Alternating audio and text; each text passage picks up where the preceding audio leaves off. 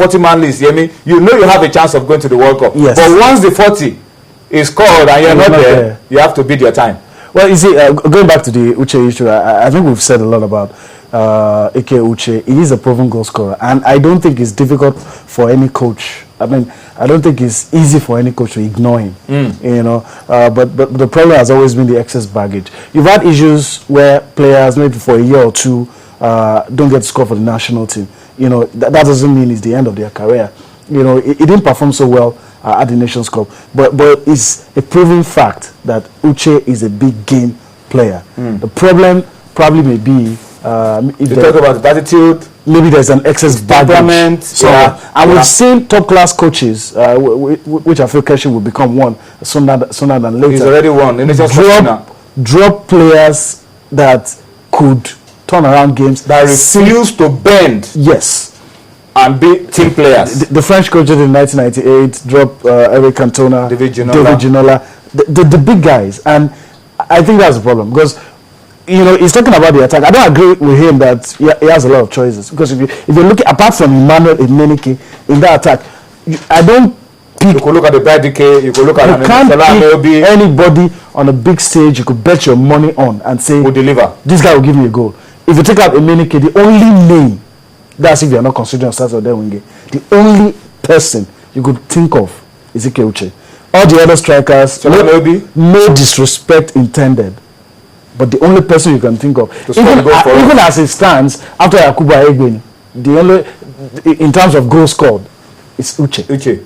So it's hard for you to ignore the man.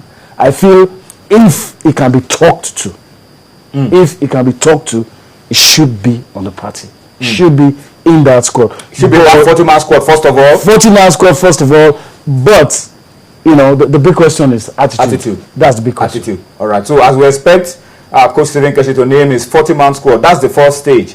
Get into the 40.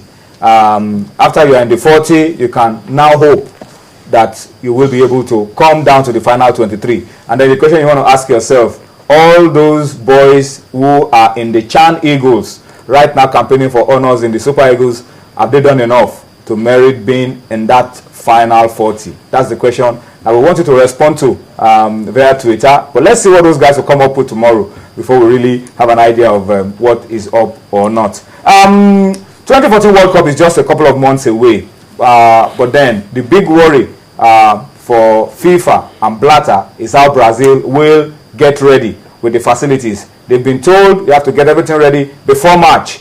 But after 2014, another World Cup comes up in 2022. That one is still shrouded in plenty of controversy. The other day, FIFA General Secretary Jerome Valk came out and said it will be a Winter World Cup. FIFA came out and denied it, saying it was Valk's opinion. But then Sepp Blatter himself is speaking. Let's listen to Sepp Blatter and find out what he's saying, and then we'll come back for more on Sports Tonight. And they will be finished at the end of 2014. So in 2015 we can make the decision if yes or not we will play in summer or in winter. But the tendency is definitely that it's too hot in summer, and let's find a solution to play in winter. But in the same year and not in January of the next year.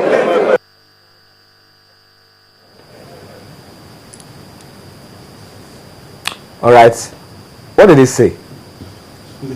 Anything different from what Jerome Valk said? No, I mean, you can. The only difference is that we are not going to be playing January 2023. What he's saying is, we've not made a decision, but you need to look at the facts. We are not going to play. You can't play at so time. So what other option do you have? But we will not play in January 2023. Exactly. So that means maybe November, December. The World Cup is a 1 month tournament, really. Yeah. So middle of November, middle of December, or November or December. But we're not going to play in January 2023. Obviously, because it's called the 2022 World Cup. Yeah. You can't play it in 2023. It's not a football season when you see that can overlap. So you have to look at I don't know, because this controversy will drag on for a long time, especially when we approach after the World Cup in Russia. we have the 2022 World Cup. After the World Cup progression, you see the storm begin to gather once more. But at least we are beginning to have these challenges now before the next World Cup, then before the World Cup, where a lot of people have been expecting whether is it winter, is it summer. But the fact is, we just have to live with changes in world football, especially in the European countries. Of course, especially in England, where you have November, December is where they don't go on break. So when you have those crucial games in November, December, they have to push up. We have to adjust our calendar. Season. Every season, every country don't run a particular season. It's only European season that they have their season. South American, they have a particular season. The European season is Africa have their season. The intriguing fact is Qatar is even telling, okay, fine, even with that heat, we're going to create air conditioners, technology to generate a lot of wind. So people in Qatar will say, what's the noise about? Whatever time you want the World Cup played, we're ready. Even with the heat, we have groundbreaking technology we're going to use. Generate plenty of wind speed. You feel a lot of breeze.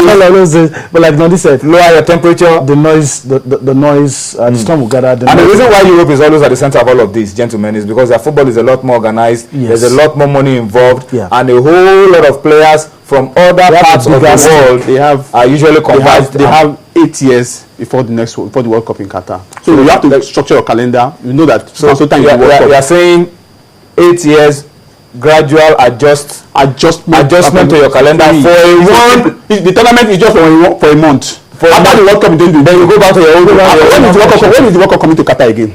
After 2022, it's not coming back. But the logistics of adjusting your season over 8 years for something that takes place in 1 year, and then you go back. Once you do it, you know that even the World Cup, even the World Cup, they have to adjust their calendar. But that one is just to push up a few weeks. To this one is the entire season. I think the fear have to end. The fear of Europe that most of us recognize is that once you set a precedence, you have to keep doing it. You know, you've been pushed to a corner, like what they've done with CAF. You know, we've shifted our World Cup to ODI. That's why we modeled all the qualifiers for the Nations Cup into 2 months. But we are not complaining. Europe knows that, and they don't want to be boxed into that corner. That's why they're making I think they're smarter than the rest of the football playing continents. Shouting. They're a lot more organized. There's a lot more organized. A lot more sponsors. They're trying to box FIFA into a corner and probably get a compromise. But whatever decision that will be taken, Europe will take center stage. Europe will be considered. What Europe wants, they may likely get. All right. So let's see how it goes.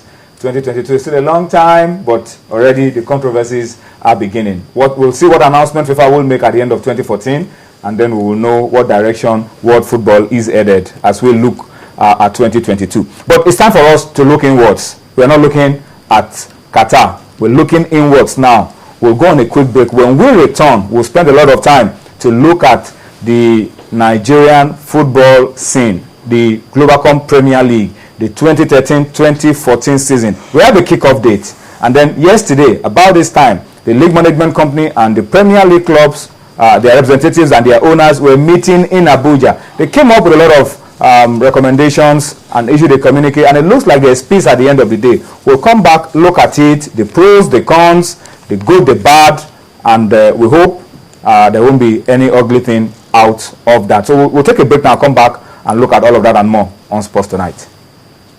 All right, thank you for staying with us. It's time for us to move on now and take a look at the issues we've lined up one after the other. Before we come to a lot of